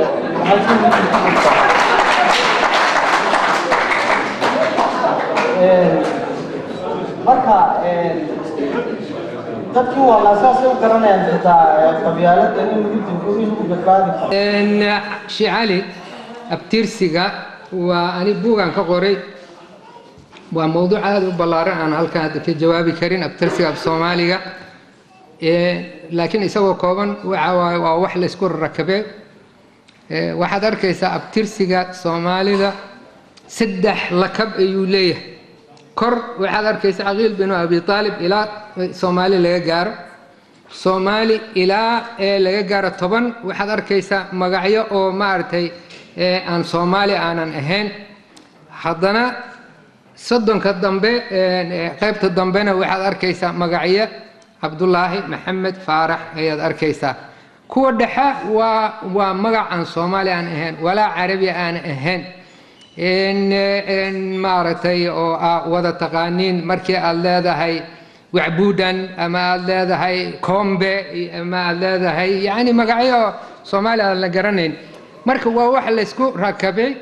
badanaana inta aan soo aruuriyay waxay gaarayaan ilaa 30 ilaa kuwa ugu badan 40 waay. marka kadib kan oo aadan galay horta nabi aadam galay kaas tiro kuma jira nabi calayhi salaatu wasalaam waa tuu yiri yaan la dhaafsinin ilaa cadnaan maadaan marka kuwaas tiro kuma jiraan laakiin kuwa gaarsiinaya ilaa cali ilaa meeshaas ayadana fara ku jirta oo waxay u baahan tahay buugga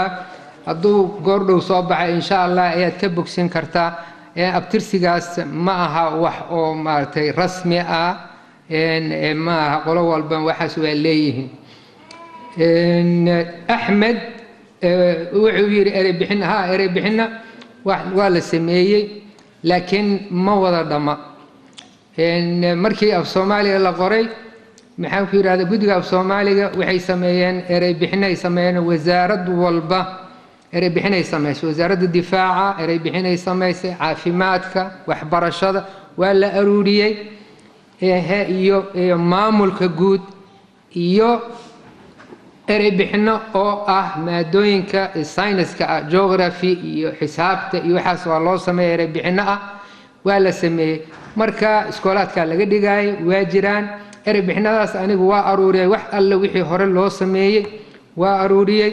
laakiin kama helaysid maanta computer iyo internet iyo waxaan casri walba soo baxay waqtigaas ma jirin kama helaysid laakiin haddaad geshid maxaan ku yidhaahdaa google haddaad geshid cabdalla cumar mansuur aad qortid oo aad qortid haddana diiwaanka buugga diiwaanka erey bixinta waxaad helaysaa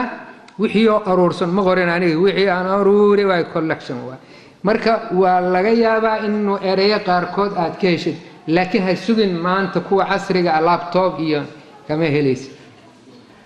haddaan usoo gudba maxamed cabdi qabiil waa tan hadda aan sheegayo waa yacni waxyaabaha na haysta soomaali dhibaatada ugu weyn na haysata waxa waaye waa maskaxdeena ma bedelmin laakiin shaarkii iyo maaragtay garawaatigii waa qaadanay guryihii nalkii wixii waa qaadanay laakiin inta ma qaadan weli qaybtii hadda aan sheegayo qabyaaladda ayaa maskaxda noogu jirta kii wax soo bartay PhD ama professor uu yahay markuu dalkiisu ku noqdo waxa waaye qabyaaladii ku jirtay oo wax yar intay ka tirtirantay markuu meesha tagay deegaankii ka xoog badiyay markaasaad arkaysaa oo dadkii ay jiiteen iyadoo awalba aana dhammaan ayaa haddana cawskii dib u soo baxay marka qabyaaladda maskax waaye maskaxda ayaan maaragtay dhibaatada naga haysata tan aad sheegaysadna waxa waaye xataa culummada soomaalida hore u tiri fiqi tolkii kama janno tago maarta fiqi waa ninka diinta yaqaan oo xaqi iyo baatilka kala bixina ayaa isla soomaalidii xoolo dhaqatada ayaa ictiraafay ay leeyihiin maaragtay la jiifiyaa bannaan la joojiyaa bannaan ayay leeyihiin marka haddii aan fahmay su-aashii ugu dambaysay waa mid maaragtay chronic nagu awaayo hallow sahlan umureen كلمة شيبس يعني كعانك بلاد عربية بيجر وعقد شيبس من يقال ما هذا كلمة شيبس معناها الله غير يعني ساميتي شبيه حاميتي ساميتي حنغانا سام إنه يهاي حامي إنه يعمل جيس marka labada saamiti ee ku hadlaan xaamiti ee ku hadlaan inaa ogaa nolosha okay laakiin waxaa weeye su-aal oo ka kooban labo soomaalida ama adduunka xagkiisa hadda babaay walaalkii dinosor dhinacaas mufafay mafafay ma horeeyey mise babaay adduunka dhala ogaana soomaali ahaan iyo carabi ahaan labada isku hadlo dugsi carabi waxaa ku mara المال والشيبان حتى وحدي أنت عندك المحمال باوش كان كيلا. أوكي. ومركي لبعض هل كان موجود معه بروفيسور وهو ذا فرين وهو ذا سومالي كله مجاليد الله كله هل كان أيوه هو ذا وجددا وظهر الله في سومالي أما أفقه waxay tahay annaga afka Soomaaliga waa ku hadalnaa laakiin caruurteena inaan barno way fariinta oo asaga wado bal isku daya idinka inaad aruurisaan caruurtiina iskoolaadkana furtaan wixii gobolkan ku saabsan macallimiinta anaga xataa lacagihii iyo waxyaabihii la siin lahaa anagaan raadinayno waana la helaya waayo gobolka ayaa had iyo jeer na warsada war wiil iyo aabbihiisa loo kala turjumaayo hooyo iyo caruurtooda loo kala turjumaayo idinka aragnay dhaqanku maadaama uu sii baaba'ay dad iyo dibadba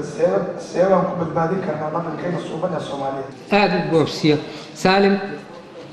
shibis macneed ma aqaan meeshu ka yimid labo saam iyo xaam